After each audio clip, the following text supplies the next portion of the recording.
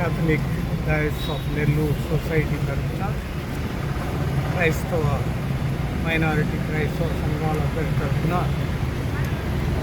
ఈరోజు మన గౌరవనీయులైన సిఐ వేణు గారికి మేము మెమరాండం సమర్పించడం జరిగింది. విషయం ఏమనగా ఆమంచర్లలో మరియు ఈ నెల్లూరు ప్రకాశం జిల్లాలో మేము 3 లెప్రసీ కాలనీలు నిర్వహిస్తూ ఉన్నాం. ఈ 2 రాష్ట్రాల్లో కూడా అనేక విధములైనటువంటి సేవలు కూడా చేస్తూ ఉన్నాం.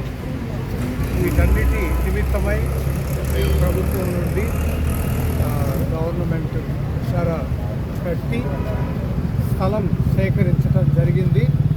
ఆ విధంగా ఆమంచర్లో 169 ఎకరాలు భూమిని మేము సేకరించుకొని ఉన్నాం, కొనుగోలు చేసి ఉన్నాం. అందులో ఉన్నటువంటి 69 ఎకరాలలో మరి ఇతరులు దౌర్జన్యంగా ప్రవేశించి దానిని ఆక్రమించడానికి అన్ని విధాలుగా ప్రయత్నాలు చేస్తూ ఉన్నారు.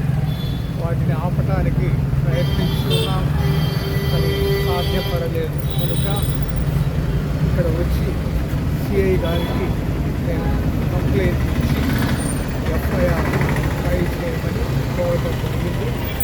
వారెంతో సుముఖంగా స్పందించారు. తప్పకుండా ఎఫ్ఐఆర్ చేస్తామని చెప్పి ఉన్నారు. ఆ తర్వాత చట్టపరమైనటువంటి చర్యలు మరియు ప్రజాస్వామికమైనటువంటి చర్యలను మేము చేపడుతూ ఉన్నాం. శాంతియుతంగాను చట్టబద్ధంగాను ఈ సమస్యను పరిష్కరించుకోవాలని మేము ప్రయత్నిస్తూ ఉన్నాం. మరి దురాక్రమణకు గురి అవుతున్న వారైతేనేమి, వారి వెనక ఉన్న వాళ్ళైతేనేమి ఈ విషయాన్ని గుర్తించి ఇది సరైనది కాదు అని తెలుసుకొని ఆ దురాక్రమం నుండి విరమించుకోవాలని వారిని కోరుతూ ఉన్నాం, డిమాండ్ చేస్తూ ఉన్నాం. ఈ విషయంలో మరి మీడియా సభ్యులందరూ కూడా ఇస్తున్న సహకారానికి చాలా సంతోషం.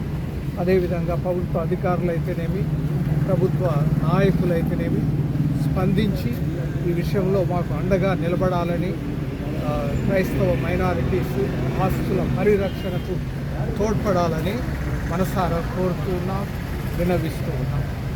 జై హింద్.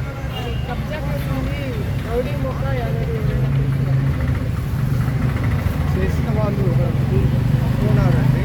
జోసెఫ్ గారు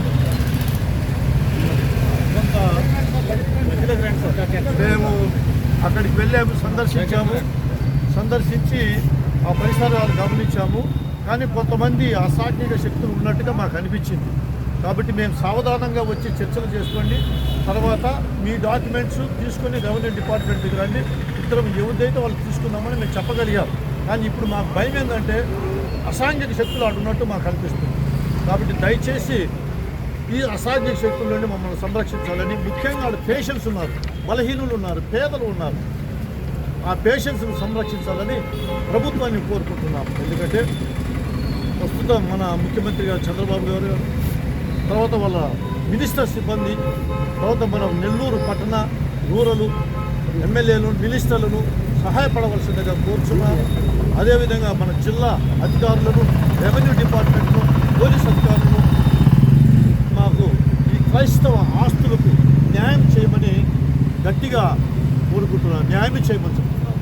మేము మాత్రము నిరంతరము ప్రజల సేవలోనే ఉంటాము, నిరంతరం మా జీవితం ప్రజల కోసం సమర్పించుకుంటాం. దయచేసి గమనించండి ఈ యొక్క మంచి కార్యాన్ని మీరు మాకు సహకరించి మమ్మల్ని సంరక్షించవలసిగా మిమ్మల్ని అందరినీ వినయపూర్వకంగా కోరుకుంటున్నాము.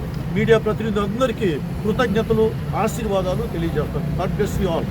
ఫాదర్ ఎప్పుడు కొనింది? ఏ ఇయర్ ఫాదర్? అది 1976 అండ్ 77లో కొన్నాం. అప్పటి నుండి వందల వేల మందికి మేము ఎంతో సేవ చేశాం, చాలా చక్కగా సేవ చేశాం, చదివించాం, పేషెంట్ల కోసం హాస్పిటల్ కట్టించాం, పేషెంట్ల కోసం డాక్టర్లు తీసుకొచ్చాం, పేషెంట్ల కోసము వాళ్ళ పిల్లల చదువుల కోసము హాస్టల్ నిర్మించాం, స్కూళ్ళు నిర్మించాం. అనేకమైనటువంటి సేవలు మేము కొనసాగిస్తూనే ఉన్నాం. సంఘంలో వాళ్ళని వెలేసినప్పుడు మేము ఆదరించాం, మా బిడ్డగా చూసుకున్నాం. మేము చేసినటువంటి ఈ పుణ్యక్రియ ఈరోజు మమ్మల్ని లోపలికి రానియకుండా మాదేని వాళ్ళు చెప్తున్నారు. అదే చాలా బాధ అనిపిస్తుంది. ప్రభుత్వం మాకు తప్పకుండా సహాయపడవలసింది కోరుచున్నాం. ఈ భూమి ఎవరి దగ్గర ఉన్నారు సార్? మేమా ఇది 1973లో యాక్ట్ ఒకటి వచ్చింది, ల్యాండ్ సీలింగ్ యాక్ట్.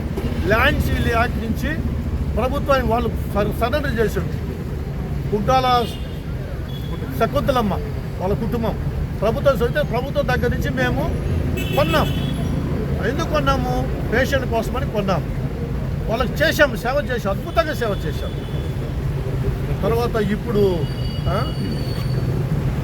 ఈ మధ్యలో తగ్గిపోయారు పేషెంట్స్. బికాస్ మేము వాళ్ళు ఆదరించాము, ప్రేమించాము. పేషెంట్స్ కాకుండా ఉండే పిల్లల్ని సెపరేట్ చేశాము. ఇవన్నీ చేశాం, మంచి కార్యాలు చేశాం. ఇవన్నీ చేసి ఈరోజు ఇది చేసి కానీ వాళ్ళు ఆస్తులు మేము అంటే వాడుతాము, వాడాము. వాళ్ళ యొక్క అవసరాల కోసము, వాళ్ళ నిమిత్తం కోసం పండించి వాళ్ళకే పెట్టాము. మేము ఎప్పుడు వ్యాపారంగా కానీ కమర్షియల్ కానీ మేము వాళ్ళు ఇప్పుడు ఏమని ఆక్రమించారు ఆ భూమిని? వాళ్ళు ఏమని ఆక్రమిస్తున్నారంటే ఆడ 419 సర్వే నెంబర్ ఉంది, దాన్ని భిన్నాలు చేశారు. ఈ భిన్నాలు చేస్తే భిన్నాలు మాకు ఇచ్చారు.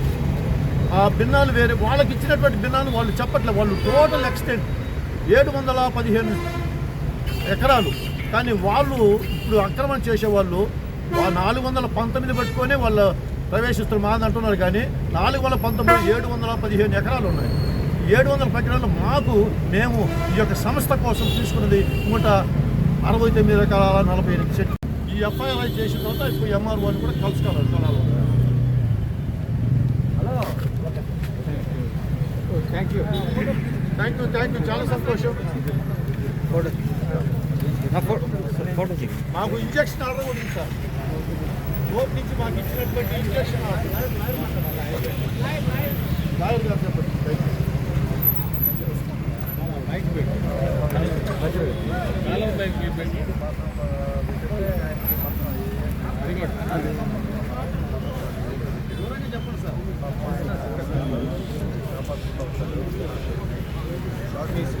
సార్ నా పేరు చంద్రశేఖర్.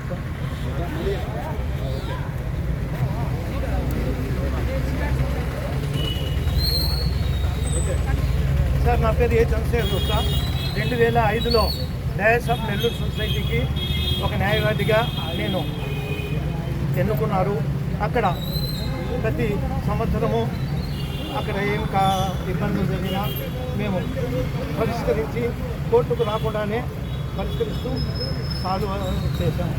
తర్వాత 2007లో కొంతమంది రాజకీయ నాయకులు ఆ స్థలం మీద ఇబ్బంది పెడుతూ ఉంటే వాళ్ళందరి మీద ఒక సూట్ ఫైల్ చేశాం. సూట్ ఫైల్ చేసిన తర్వాత ఓఎస్ నెంబర్ 534/2009 నెంబర్ ఇచ్చారు. ఆ నెంబరులో కొంతమంది కంటెస్ట్ చేశారు. ఆ తర్వాత వాళ్ళు కూడా మాకు కాదని చెప్పారు. 2014లో మాకు పర్మనెంట్ ఇంజెక్షన్ గ్రాంటెడ్ చేశారు. 2014 పర్మనెంట్ ఇంజెక్షన్ చేశారు. ఆ తర్వాత మళ్ళీ 2014 తర్వాత మళ్ళీ కొంతమంది ఆక్రమణ జరుపుతూ ఉంటే 25 మంది మీద మళ్ళీ కేసు ఫైల్ చేశాం. వాళ్ళు ఫైల్ చేసిన తర్వాత వాళ్ళందరూ కోర్టుకు వచ్చి మేము వాళ్ళ జోలికి పోము, మమ్మల్ని వదిలేయండి అంటే మళ్ళీ కోర్టులో ఆర్డర్ తీసుకొని వాళ్ళందరి మీద రిమూవ్ చేశాం. వాళ్ళందరికీ వెళ్ళి చదవమంటే చదువుతాం, అక్కర్లేదు. కాబట్టి ఆ తర్వాత కలెక్టర్ గారు, ఆర్డీఓ గారు మమ్మల్ని రిక్వెస్ట్ చేశారు, 100 ఎకరాలు మీరు ఉంచుకొని 69 ఎకరాలు మాకు ఇవ్వండి అని. కలెక్టర్ గారికి కూడా మేము ఈ సంస్థలో ఆస్తులు తీసుకోవడమే కానీ ఇచ్చే పవర్స్ సంస్థకు లేదు. కాబట్టి మీకు అలా ఇవ్వాలి అంటే మీరు ఏదన్నా ఒక పవర్ ఆర్డర్ తెచ్చుకుంటే వాళ్ళకేం అభ్యంతరం లేదని కూడా గవర్నమెంట్కి చెప్పాం. ఆ తర్వాత 69 ఎకరాల్లో అక్కడ ఉన్నవారికి ఇల్లు కట్టించడానికి ఫాదరు బిషప్ గారు ఏర్పాటు చేశారు, కట్టించారు. కూడా మొత్తం 32 ఇల్లు కూడా కలెక్టర్ గారి పర్మిషన్తోనే కట్టించాం. అక్కడ వాళ్ళకు లోన్ కూడా శాంక్షన్ కూడా చేసినట్టు కొంతవరకు మాకు ఇచ్చారు. అవి కూడా పూర్తి అయిపోయి వస్తున్నాయి. పూర్తి అయిపోయి వాళ్ళే కూడా ఉంటున్నారు. ఏది ఆ లేబర్స్ వాళ్ళకే ఆ ఏరియాలోనే మనమే లోన్ ఏం లేదు, వాళ్ళు లోన్ శాంక్షన్ చేసుకుంటే, లేదంటే మేము సొంత డబ్బులు నిధులు ఏర్పాటు చేసి అక్కడ ఇల్లందరికీ 32 ఇల్లు ఏర్పాటు చేసి వాళ్ళకి ఎవరెవరి ఇల్లు వాళ్ళకి అలాట్ చేసాం. ఆ అలాట్ చేయడంలో కూడా విశాలంగా ఇచ్చాం, మళ్ళీ ఇరుకుగా కాదు. తర్వాత కలెక్టర్ గారు వీళ్ళందరూ చెప్పిన తర్వాత వాళ్ళు కూడా మన జోలికి ఉన్నారు. ఇప్పుడు మధ్యలో మళ్ళీ కొంతమంది రాజకీయ నాయకులు వస్తే ఆర్టీఓ గారికి ఎంఆర్ఓ గారికి లెటర్ పెడితే విఆర్ఓ గారు వచ్చి మాకు కొన్ని డాక్యుమెంట్ ఇవ్వండి అన్నారు. వాళ్ళకి ఆ డాక్యుమెంట్ ఇచ్చాం. ఇచ్చిన తర్వాత వాళ్ళు విరమించుకున్నారు. ఈ తర్వాత మళ్ళీ ఇప్పుడు మళ్ళీ మొదలు పెట్టారు అదే పరిస్థితి. అందువల్ల మేము 2 రోజులు అవుట్ ఆఫ్ హైకోర్టు పోయి ఉండబట్టి అక్కడ వర్క్ చూసుకుంటూ లేట్ అయ్యింది. లేట్గా రిపోర్ట్ ఇవ్వాల్సి వచ్చింది. అందరూ కూడా ఇప్పుడు అప్పయ్య కంట్రీకి విలేజ్కి పోతే ఆమచర్లలో ఇప్పుడు జరిగే పరిణామం 70 ఎకరాలు 6 ప్రొక్లైనర్ పెట్టి కొట్టేశారు. అక్కడ ఉన్నటువంటి ఆనవాళ్ళు, అద్దులు, రాళ్ళు అన్నీ కూడా ట్యాంపర్ చేయబడ్డాయి. ఇంతవరకు మేము అక్కడ ఉండే బీఆర్ఓకి ఫోన్ చేసాం. అక్కడ ఉండే ఎంఆర్ఓకి ఫోన్ చేస్తే నేను లేను, 2 రోజులు అయితే 1 రోజు అయితే అటని చెప్తే ఇంకా ఆడికి కూడా ఫోన్ మానుకున్నాం. ఇంత దూరము కోర్టులు, ఇంత దూరం అధికారులు, ఇంత దూరం అన్నీ జరిగి ఉంటే ఇంకా మా ఆస్తులకు ఎవరు తోడ్పాటు, ఎవరు తోడవుతుంది? ఇంత దౌర్జన్యంగా ప్రవర్తిస్తారు. చెప్పండి. లాయర్ గారు ఇప్పుడు జిల్లా కోర్టులో వచ్చిందా హైకోర్టులోనండి? లోయర్ కోర్టు వరకే క్లోజ్ అయిపోయింది. హైకోర్టుకు వాళ్ళు పోయారు, పెండింగ్ ఉంది. వాళ్ళది కూడా క్లోజ్ చేశారు, మళ్ళీ పిటిషన్ వేశారు. డిస్ట్రిక్ట్ కోర్టులోనండి? డిస్ట్రిక్ట్ కోర్టు అలవ్ అయింది. The court of the third additional junior civil judge court permanent injunction granted JC గారు 2014 17th డే January 2017లో అలవ్ చేశారు. Thank you. కోర్టు తర్వాత ఏ court sir? Junior civil judge court. ఒక్క నిమిషం మీకు ఒక కాపీ ఇస్తాను, మీరు ఫోన్ మీకు అందరికీ కాపీ ఇస్తాం, కాపీ ఇస్తాం.